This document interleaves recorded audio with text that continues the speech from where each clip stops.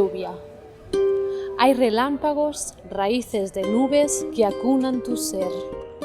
Árboles erguidos de larga melena que al despeinarse sentimos llover. Y es que los relámpagos pueden ser raíces, las nubes tierra, los árboles ver, la vida que baila, te moja y calma tu sed.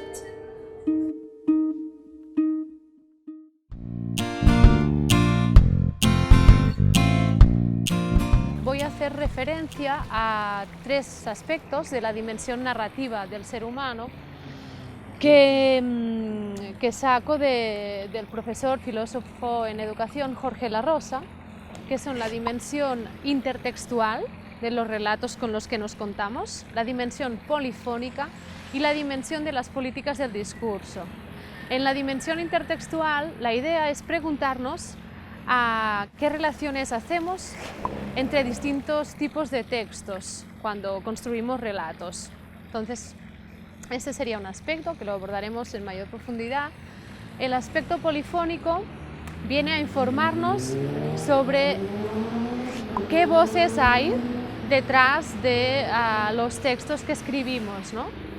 No solamente está allí nuestra voz, sino también voces de otras personas, de los cuales agarramos ideas, nos influenciamos, y cómo somos más o menos conscientes de las voces que se articulan detrás de un texto que formulamos, que creamos. Y finalmente la noción de las políticas del discurso lo que viene a decir es que tomemos conciencia de cómo algunos de estos relatos con los que nos contamos están creados o mediados dentro de instituciones, ¿no? Y bajo ciertas leyes, bajo ciertos parámetros, y entonces esto ya condiciona la forma en cómo los vamos a interpretar y por lo tanto también condiciona a nuestra identidad, que es discursiva. Entonces un poquito ver esas tres dimensiones para mí es importante. Y finalmente pues destacar la pregunta de ¿existe suficientemente conciencia hoy entre los educadores de cómo la capacidad de narrarse de una persona puede condicionar muchísimo su capacidad de ser y de devenir?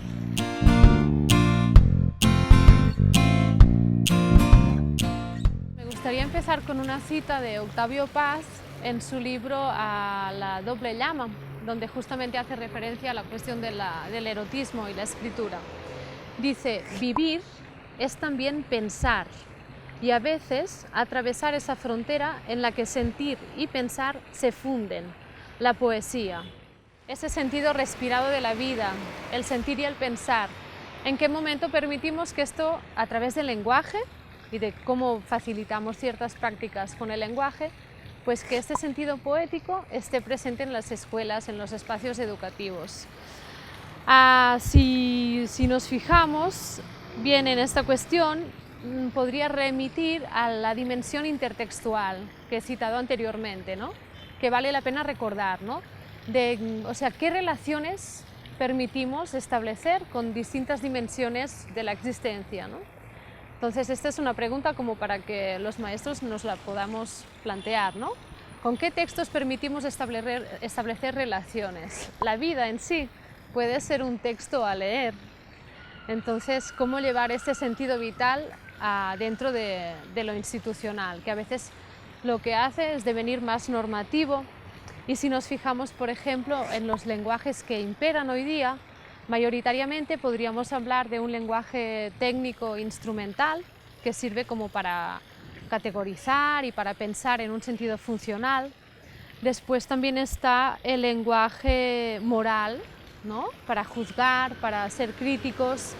Y un tercer lenguaje dentro de lo hegemónico podría ser el lenguaje jurídico, que tiene que ver con el hecho de tener deberes y también tener derechos. Estos son un poquito los tipos de lenguajes imperantes hoy día.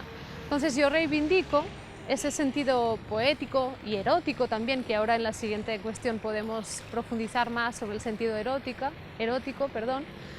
Reivindico este lenguaje porque creo que tiene el poder de lo creativo, que con los otros lenguajes que hemos nombrado no está tan presente esta dimensión de crear, de imaginar, y la educación en sí es un acto creativo. Entonces Me parece que en ese sentido es importante.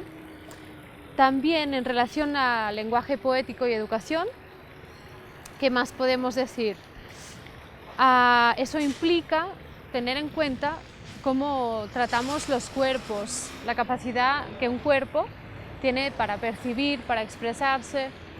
Entonces tendríamos que pensar también en una educación corporal de lo sensible para facilitar que tenga una relación con el lenguaje desde la atención, desde la sensibilidad, y dar espacios y tiempos para que esto se pueda dar.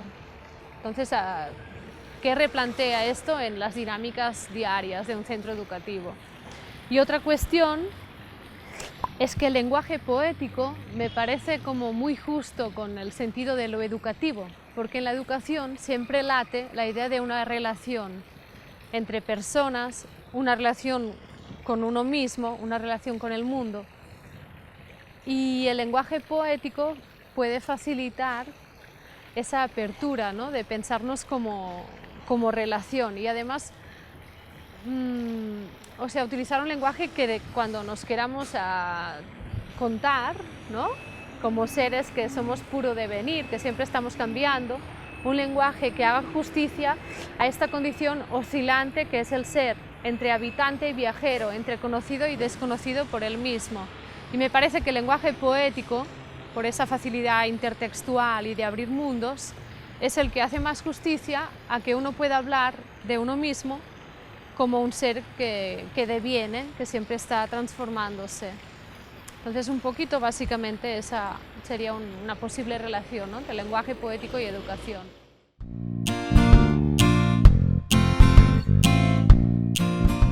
Me gustaría responderte a esta cuestión con otro fragmento chiquitito de La doble llama, de Octavio Paz, que empieza así. Dice: el testimonio poético nos revela otro mundo dentro de este mundo, el mundo otro que es este mundo. Los sentidos, sin perder sus poderes, se convierten en servidores de la imaginación y nos hacen oír lo inaudito y ver lo imperceptible. ¿No es esto, por lo demás, lo que ocurre en el sueño y en el encuentro erótico? De algún modo nos está diciendo cómo en lo poético, en lo erótico, los sentidos nos abren a imaginar a otros mundos posibles, ¿no?, y a escuchar cosas que aparentemente no son audibles o comprensibles en un primer momento. Y eso para mí es una distinción muy interesante, y desde acá puedo hablar de lo que podría ser la escucha poética, que es también una escucha creativa. La escucha poética justamente tiene que ver con esta disposición del ser de escuchar no tanto un mensaje a querer comprender, a descifrar, a interpretar, que es lo que estamos acostumbrados, porque siempre se nos pide con afán que uno entienda y después inmediatamente que dé opinión. Entonces la escucha poética más bien pide de que uno se dé el tiempo para dejarse afectar, recibir y escuchar atento, casi como en el sueño, ¿no?, esas imágenes que son como inalcanzables porque son del orden de lo inconsciente. Entonces, en este sentido podríamos referirnos a una distinción muy interesante que hace el filósofo francés Jean-Luc Nancy entre mensaje y sonoridad. Él dice que el mensaje es como poner esa intención de querer comprender a lo que se nos está diciendo, como si realmente alguna vez pudiéramos alcanzar a literalmente saber exactamente qué es algo, ¿no?, cosa que es dudosa. Y por otra parte, Jean-Luc Nancy distingue la cuestión de la sonoridad como aquella especie de ruido que rodea el mensaje, ¿no?, como aquello que es más indescifrable. Podría ser como el tono, cuando estamos hablando de cuerpos presentes, sería como la energía que desprende la presencia del cuerpo cuando está diciendo algo, ¿no? Un poco sería como ver detrás de un símbolo la energía que lo sostiene. Entonces, para mí la escucha poética pide de un trabajo corporal, de cómo estamos atentos para no apresurarnos a querer comprender, sino a escuchar un poco cómo late esto dentro de nosotros. Y esto es muy importante, porque cuando acompañamos a los niños o a los jóvenes a una escucha poética, significa que les estamos dando la oportunidad también de aprenderse a escuchar a ellos mismos, a cómo las cosas, el mundo, suena dentro de uno mismo. Y si uno va escuchándose a sí mismo, también aprende después a decirse con honestidad, ¿no? Desde lo que uno está sintiendo. Y aparece aquí algo muy bonito y muy olvidado, que es la voz propia. Y me parece que esto es algo que tenemos que rescatar los maestros, cómo acompañamos a que las personas se encuentren con esa voz propia que pide sobre todo una escucha atenta, poética de lo que nos resuena, ¿no? Y el camino hacia la voz propia supone también el aprendizaje de la confianza en uno mismo, en no creer tanto o solamente en voces externas, porque la cuestión de la voz, esta dimensión polifónica, es muy interesante porque es una relación de poder lo que nos está, implicando. Fíjate que, por ejemplo, en los libros de texto, muchas veces se construyen libros de didácticas por disciplinas, como está estructurado el currículum escolar, y aparece una voz omnipresente, omnipotente, que explica cómo las cosas son allí fuera. Y los alumnos esto lo aprenden como una voz que no saben quién es esa voz, porque normalmente no se cita una fuente de tal autor expresa esto, es una voz del libro de didáctica, de modo que se crea un sentido de construcción de la realidad externalizado, ¿no? O sea, vamos a pensar que alguien dice esto y es así porque alguien lo ha dicho, pero no sabemos qué voz está sustentando este mensaje. Entonces la cuestión de la voz es muy delicada. Por lo tanto, una escucha poética es una escucha creativa que te conecta con tu voz propia desde la escucha.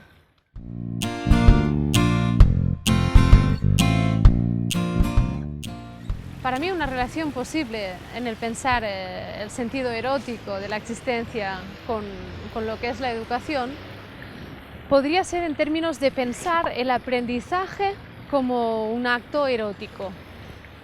A ver si me explico. En el aprendizaje hay un sentido de perder algo de uno mismo, de apertura al mundo y de asombro, ¿no? De ser capturado por algo que está allí fuera. Entonces, esto yo creo que podría considerarse un gesto erótico, porque de algún modo en el erotismo hay, como hemos dicho, a través de los sentidos, ese asombro, esta como fusión con algo que está allí, ¿no? Entonces hay un momento del aprendizaje que requiere de un gesto erótico, de deseo por la alteridad, por el mundo que está allí fuera. En este sentido me parece importante no confundir el aprendizaje y su dimensión erótica con el hecho de que el alumno y el profesor, por ejemplo, tuvieran que tener una relación erótica, porque vale la pena, ¿no?, como puntualizar esto, es importante.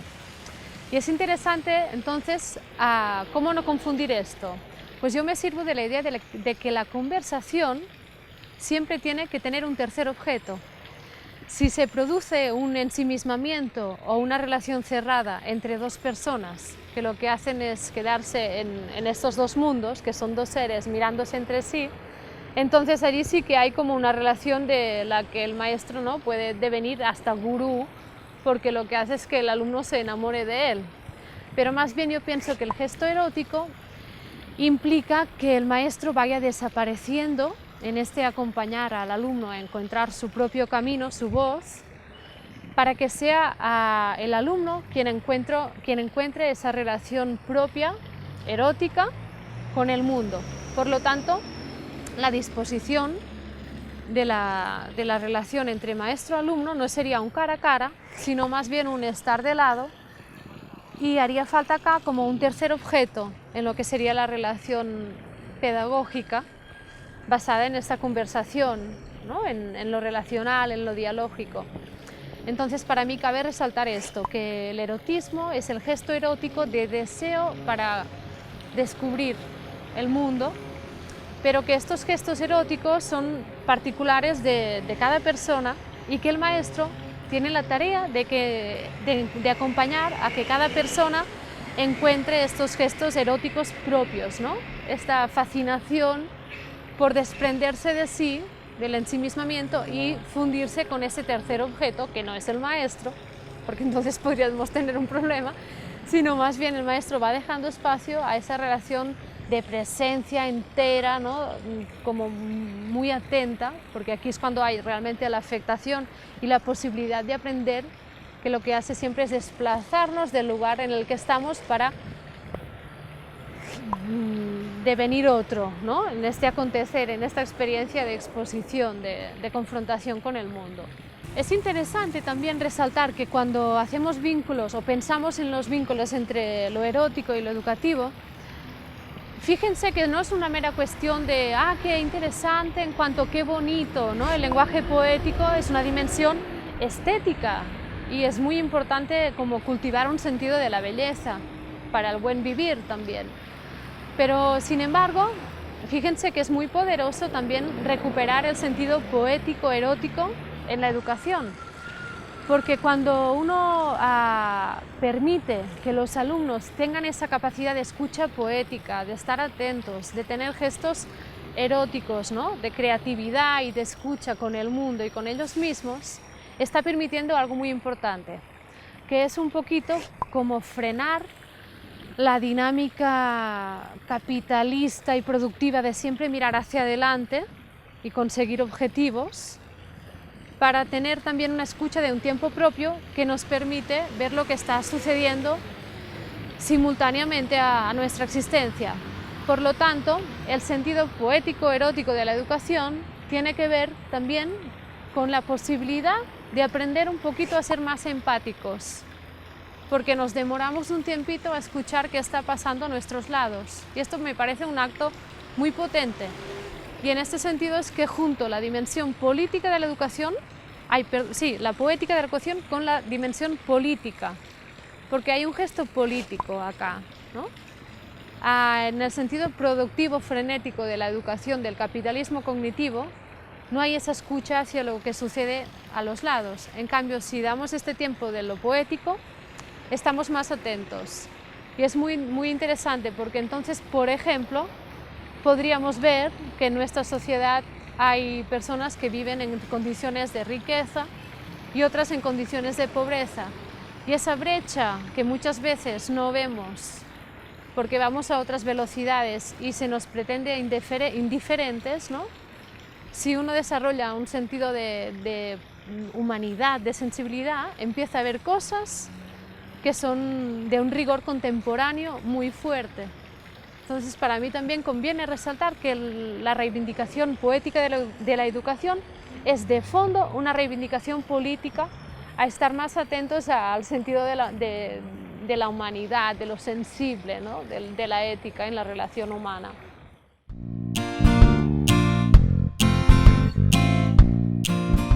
En relación con el lenguaje, yo creo que la pregunta que podemos hacernos los maestros, los educadores, es cómo permitimos que un niño, una persona, devenga autor de sí mismo, ¿no? Y bajo esta pregunta, pues qué estrategias empezamos a permitir, a dar.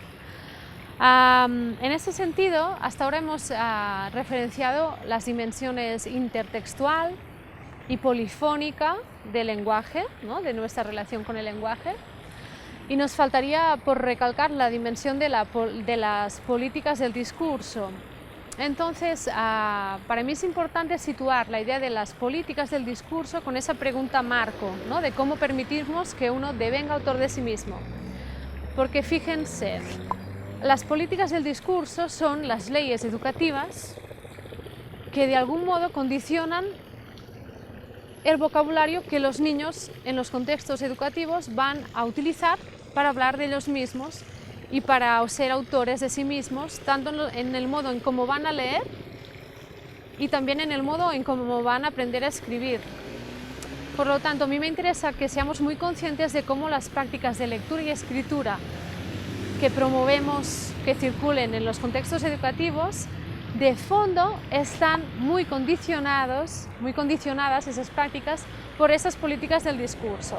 Entonces, animaría a que los maestros fuéramos como cazadores de esas palabras que mediante nuevos discursos, nuevas políticas y leyes educativas estamos introduciendo sin darnos cuenta en el vocabulario y que de algún modo son como gafas, ¿no? Como unos filtros que condicionan nuestro modo de vivir, de mirar y de pensarnos. Esto por un lado, ¿no? O sea, estar atento a esos condicionantes. En segundo lugar, entonces, como estrategia, yo recomiendo que